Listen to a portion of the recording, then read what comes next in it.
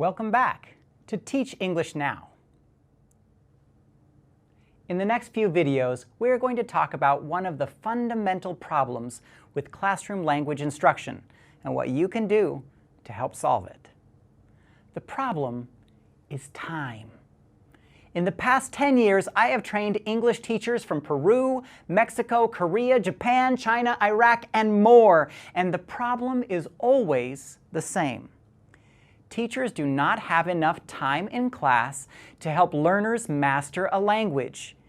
In the current academic structure, in almost all parts of the world, English is taught as a class subject, like any other. Now, why is this a problem? Well, the fact is that academic institutions don't seem to recognize what you already know very well, that language is not just learned, it is acquired. So institutions, high schools, junior highs, colleges, typically give teachers a 1-hour class, just like you would for math, history, or science, every day. But by treating language as if it were a learned subject, students are not given enough opportunity to practice the language and get comfortable with it. I call this the 5-hour problem of language learning. There are many things that you can do to solve this 5-hour problem. And in fact, we will give you time to think of your own creative solutions a little later. But let me suggest a few things that teachers around the world are beginning to do with some success. First, let me remind you of the advice we gave you in Module 2. Within the classroom, make sure you are giving students enough time to practice.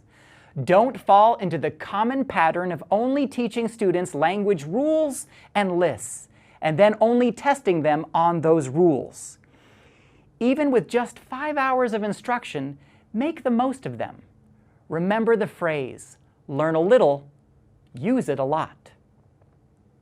Second, help students believe that practicing a language is a normal and exciting possibility outside the classroom walls. This can be a challenge. Let me remind you of my own personal language learning experience. I had 5 years of Spanish classes growing up in Southern California. However, I never used any of that Spanish as soon as I walked out the class door. And I would have had such wonderful opportunities to use my Spanish if I had just made the connection between my class material and the real world outside. In fact, I had more opportunities than almost anyone I know. As I explained earlier, I have a mother who is a native Spanish speaker and a father who is a Spanish teacher. I had friends who were fluent in Spanish as well. I am certain all of these people would have been delighted if I had asked them to practice some of the Spanish I was learning in class. Perhaps you think I'm crazy, but it honestly never occurred to me to speak to my mother, my father, or my friends about the things I had learned in class. How can that be? Well, I think I would argue that the connection between academic life and real life, especially for young people, is often not clear. We often don't think about actually applying what we are learning, especially if we are not invited to do so. So your job, if you choose to accept it, is to invite students, to encourage students to step outside that door and use what they have learned. In the next video, we will talk about specific strategies to help you do this. I'll see you there.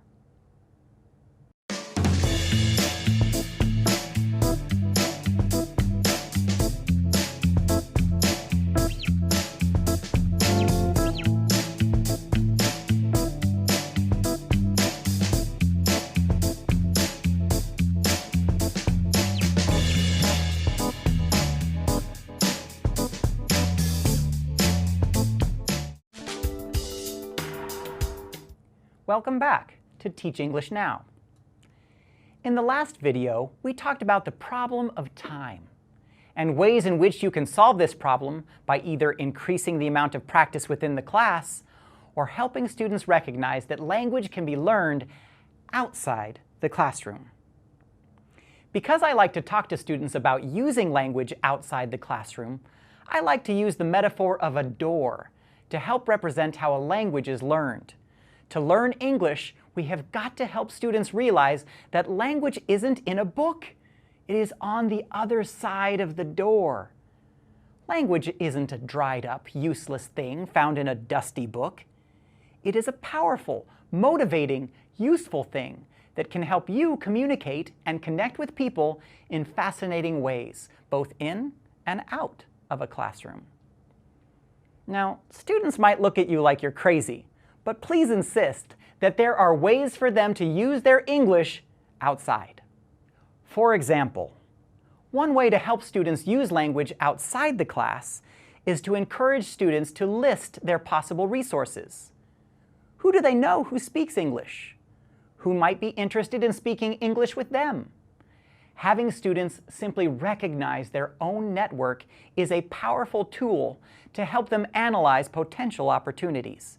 It can help you as a teacher to know who the resources are as well. And you can always invite English speakers to your class to help create a stronger language learning community. After students have written down their list of resources, people, places, and things where they can use English, you can help them create language goals that will push them out of their comfort zones and give them time to think about where they might use their English. Another possibility is the creation of English clubs. These are places where students can go to speak freely and practice the forms they are using. In an English club environment, often students can watch movies or bring in music that they are interested in.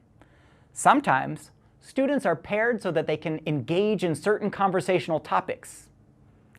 In one English club, a teacher transformed his classroom into a cafe, and students were able to enjoy snacks and order certain high-interest topics from different menus each week. Student exchanges are also powerful ways to help students connect to English outside of the classroom. A student exchange can involve a weekly pen pal assignment to another student from a different class, perhaps a class halfway around the world. There are so many English learners all over the world that would love to learn from your students, and having students write to those of a similar age can be a powerful way to connect students to the larger global society. There are hundreds of other ways teachers are trying to connect their students to opportunities outside of the classroom. We hope that our 3 ideas simply expand your mind to the possibilities of what you could do to encourage students to think outside the classroom box and start thinking about the doors that language can open. In the next video, we'll talk about how the internet and mobile devices are changing the way we see language learning and how we can use them to open a few more doors. See you next time.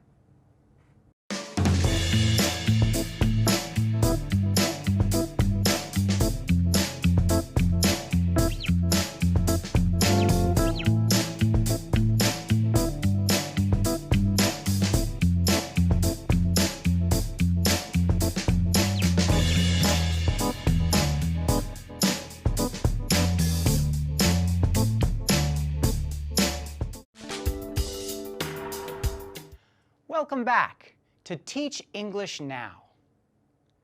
No doubt you have heard of this little phenomenon called the internet. In fact, you are likely on a computer or mobile phone right now, watching me from the comforts of your own choosing. You could probably go to the refrigerator and eat some snacks. You can pause me whenever you want and check your email. Gone are the days when all learning had to be done in the classroom. The world has changed. The internet is an amazing tool that connects us together in a way that was never possible before. And for your students, there have never been more opportunities than now to learn and practice English outside the classroom. With just a few keystrokes and a few clicks, I can be transported to just about anywhere and find hundreds of different places where I can learn and practice English. But that can be just the problem. There are hundreds, thousands of websites and mobile apps to choose from. What can you do to help your learners engage in language learning on the internet and mobile devices? First, many schools are creating language learning labs, places where students can go and get help from professional language learning experts about websites designed just for them.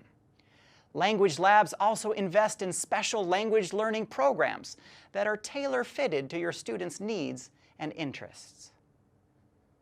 Second, since language labs will probably not be within your control, maybe a better option is to explore and discover websites and apps yourself that will help your language learners.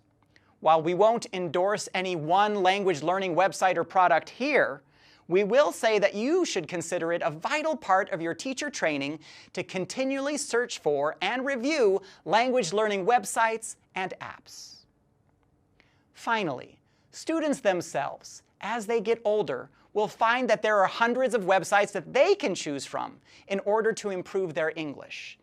As they become more advanced English speakers, they will start to see that they can improve their English simply by learning information anywhere on the internet. Movies, games, music, all of these are available on the internet and can provide valuable language practice for your learners. One more note. If you start to see that your learners would like to learn things that just happen to be in English, I'd like you to consider learning about content and language integrated learning, referred to as CLIL. In this particular style of classroom instruction, you can learn how to create lessons that teach any content, history, science, math, you name it, through English. Students who are interested in music history, for example, might love it if you prepared a lesson about the Beatles. You could get students to study their songs, read their stories, and talk about their favorite Beatle. Mine is Ringo.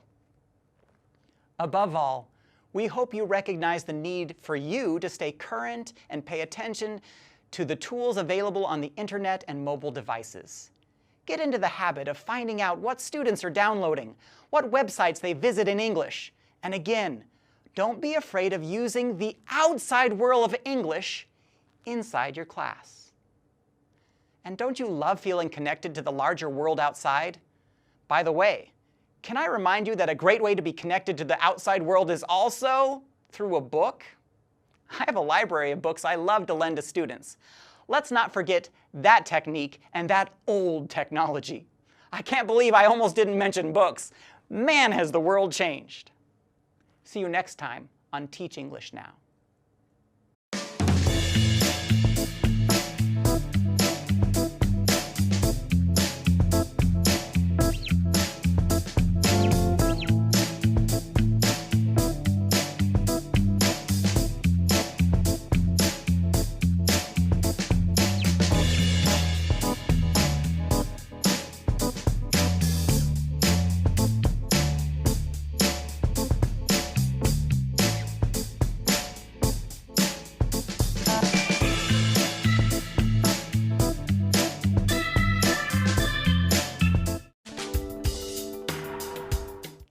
Welcome back to Teach English Now.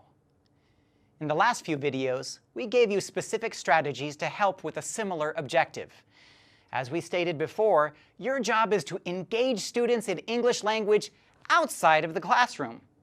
But there's one final thought that I'd like to share that goes beyond the idea of just practicing more.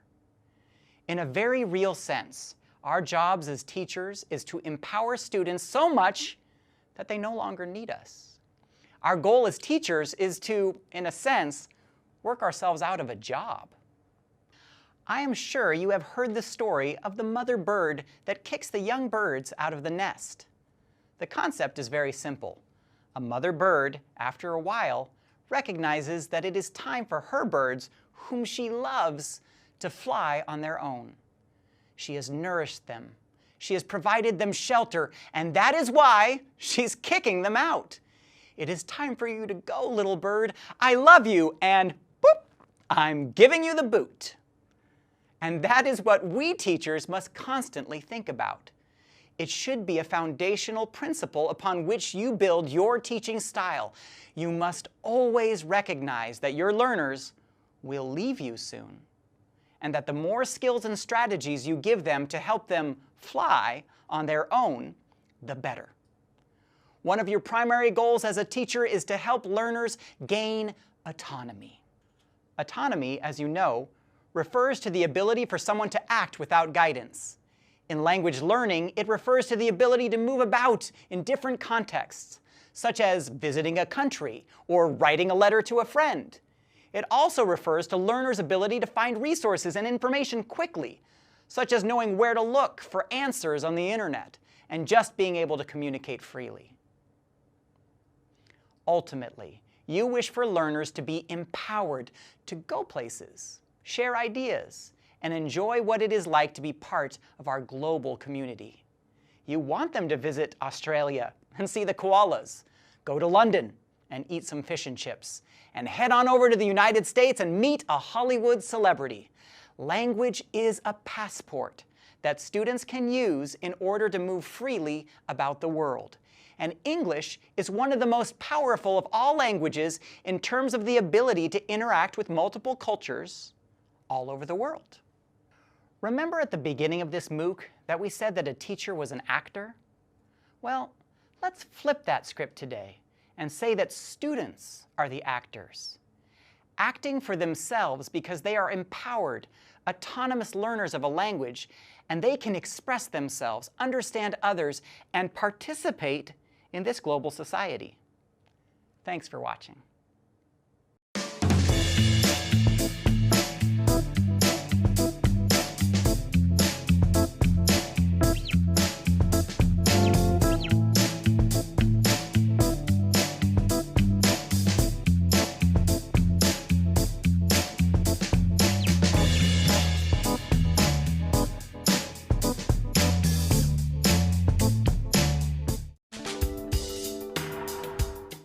Hello again. In the last video, we mentioned the term teacher burnout and explained that many ESL teachers leave the profession because they are exhausted from all of the tasks, responsibilities, and burdens that are placed on their shoulders. You have chosen a career that can truly wear you down and wear you out. But don't be afraid. There are many things you can do to avoid teacher burnout and revitalize yourself again and again. Let me give you my first tip. Form a network. I remember how I was planning lessons as a young professional and complaining to a veteran teacher named Alice. I told her that I was overwhelmed with the responsibilities of creating all the curriculum for my classes. Alice turned and looked at me, stared straight into my eyes and said, "Shane, teaching is a team sport." It struck me how strongly she said it. I wasn't used to being criticized, and I thought that she was going to simply agree with me that all teachers, including myself, are overburdened. I was used to teachers complaining, and I guess I got into the habit of complaining myself. As a side note, another way to avoid teacher burnout is to avoid the complainers. Alice's words stayed with me all day. I thought about all the ways that teaching is a team sport. I had been thinking of teaching as something that I do all by myself, with no one to help me. And the more I thought about it, the more I realized I was so wrong. There are teachers all around us that have years of experience, lesson plans of their own, and fantastic ideas. I realized that instead of complaining, if I would simply ask other teachers questions, they were quick to give opinions and provide answers. Don't you know? Teachers love to be asked their opinions about things. So instead of complaining, I started asking, "Has anyone found a good way to teach the days of the week?" I said. One teacher shared a song that he learned. Another shared a colorful handout, and another shared how she used different colored dice that she threw at students to represent each day. She even let me borrow them. Another time I asked, "Does anyone know a good way to teach the past tense?" Once again, people were quick to help me. One teacher shared a method. Another showed me a chapter in a textbook. Another teacher looked through her shelf, pulled down a folder, rifled through it, and pulled out a worksheet. I began to realize that this network stuff was really saving me a lot of time. And more than that, it gave me a chance to see different ideas from my own and helped me to know the expertise of each teacher I met. After a while, I knew who to go to see for speaking activities, Lori, and who to help me with grammatical principles, Marie. But networking doesn't have to stop there. By going to different forums and communities on the internet, you will find that language teachers are some of the most social creatures there are. We love to share ideas, ask important questions, and look for solutions to difficult problems. You can join TESOL communities, attend conferences once a year, and travel to different parts of the world where language teachers are. Forming a network of people who have become experts allows you to become more expert yourself. Not because you have all the specialized knowledge they have, but that whenever you have a question, you know exactly who to ask. This reminds me of a small story about Henry Ford, who insisted that being smart didn't necessarily mean that you know every bit of information, but rather being smart means you know how to get the information you need.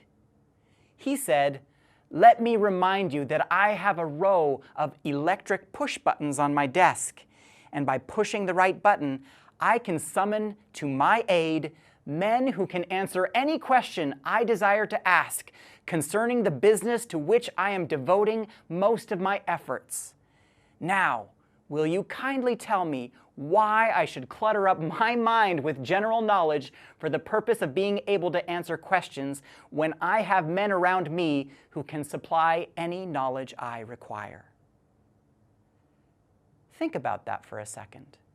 You can find the answer to any question you desire because you know who the right person is to ask or the right place to look. Isn't that a powerful way of knowing things? And doesn't that make your life as a teacher a lot easier?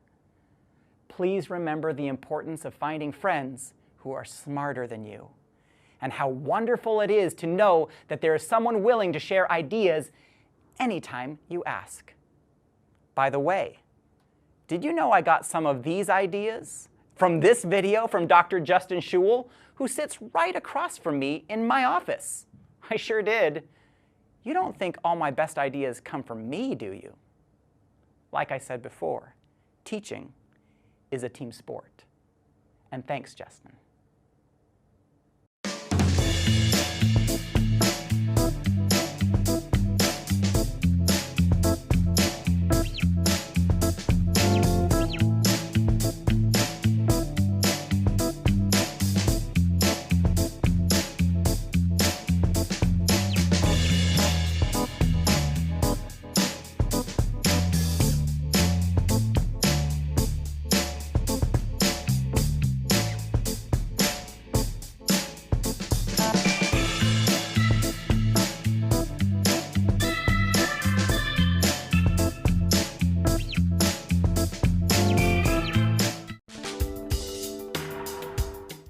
Nice to see you again.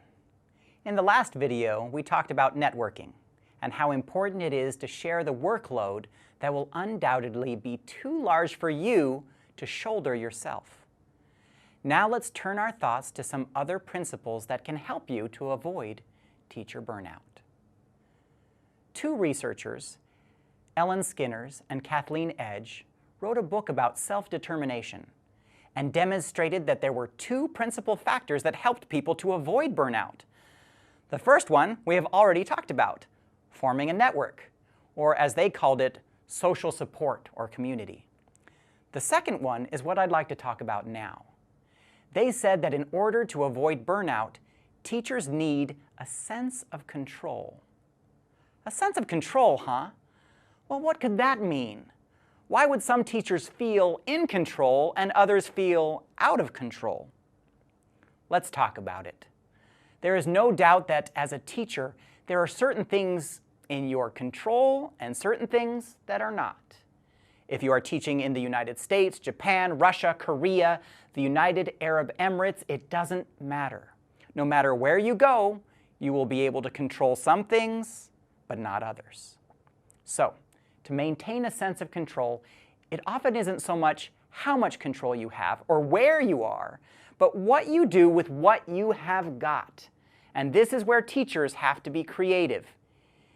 Here is what I have seen from the happiest teachers. First of all, the happiest teachers focus on the things they can do, not the things they cannot. As teachers, we should spend the majority of our time enjoying the amount of freedom we are given. Even if you can't choose your own books, your own tests, and your own salary, I wish. There is a lot of freedom you do have to create. Enjoy the opportunities to explore, experiment, and teach in your style and in your way. You are, even with a lot of controls placed upon you, the dictator of your own classroom. Do you have any idea of how wonderful an opportunity you have and the amount of freedom you have to influence others? Teachers who tend to focus on the things they can't do are often the most miserable. And teachers who focus on the things they can do are often the most creative and most interesting. Second, the happiest teachers are agents of change. Let's be honest. Sometimes you don't have control to do a lot of things that you want and need to do as a teacher, and it can be frustrating. Some teachers in many countries are suffering because they don't have enough resources, like textbooks and technology. A teacher-trainer friend of mine from Iraq explained recently that she visited a school in Basra that didn't even have a ceiling, so school was always canceled when it rained. How frustrating is that? Some days you will be frustrated because the projector isn't working and the internet isn't available. All that time you spent, now what? And if you have ever worked with a large group of teachers, can I just tell you the amount of anxiety that is caused when the copier breaks down? All these things can limit you and can affect your ability to teach English. But please don't think that because you are limited for now, that you will always be limited. Always, always be an agent for change. Rather than thinking about all the things that limit your control, you can quietly and carefully change your culture however you can. I'll never forget a time when we didn't have a library at one of my schools. Several teachers sprang into action, contacted public libraries, and collected books by organizing a book drive. Would you believe it? After 1 month, we had over 3,000 titles. Those are agents of change. I always tell my teachers, don't think, can I change my environment, but how can I change my environment? By focusing on influencing your environment and trying to improve it, you will find that you have better optimism and will have a greater sense of control. You will also realize how willing people are to join you in a cause that matters. Your passion will spring people into action. Third, the happiest teachers find balance. Let's talk about you outside the world of teaching. Here is yet another problem. Language teachers sometimes are, well, what I would call givers. They will spend hours and hours grading homework. I know teachers who will write individual notes for every student and pore over lesson plans late into the night. I love it when teachers give everything to their profession. I do. However, I hope you will allow me to give you a word of advice, especially for those of you that spend countless hours improving a single worksheet or color in a giant poster of a single vocabulary word. Stop. In moments when you feel yourself lost in the thick of thin things, please take a moment to step outside of the teaching world and be human again. What do I mean by be human? I don't know, go out for ice cream with your children. Take your spouse to a movie. Call a friend. Spend time doing your favorite hobby.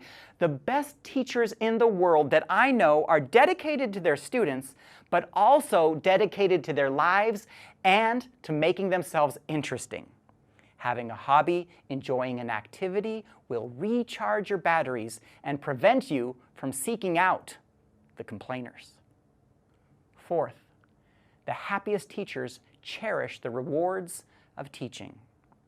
Teaching often doesn't come with a lot of money attached to it, but that doesn't mean it doesn't come without rewards. Take time to reflect on the rewards that you do receive. Celebrate the moments when students are able to achieve their goals, and keep the notes you receive from students that tell you that you were an influence for good in their life. After all, you didn't get into teaching for the money. You got into it for something else, and that something else matters, and you know it.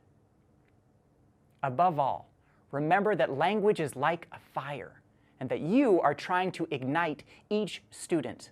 But if you run out of fire, you will simply no longer be able to inspire and motivate students. Remember that even in a learner-centered approach, paying attention to your students doesn't mean neglecting yourself. Thanks for watching Teach English Now.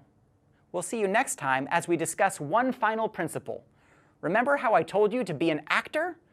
What if I told you that in the next lesson, I want you to do exactly the opposite? See you then.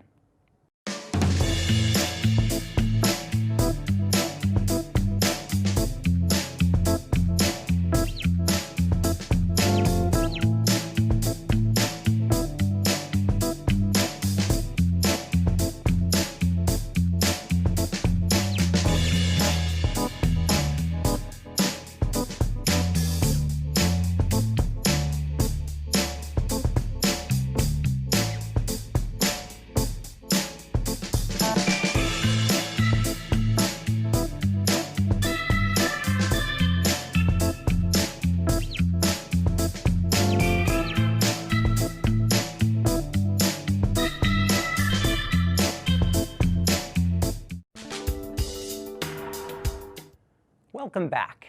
Have you noticed I enjoy metaphors? Usually I do. However, one of the problems with metaphors is that eventually they break down. When you compare one thing with another, there are ways that the two things are the same, but there are other ways in which they simply aren't the same.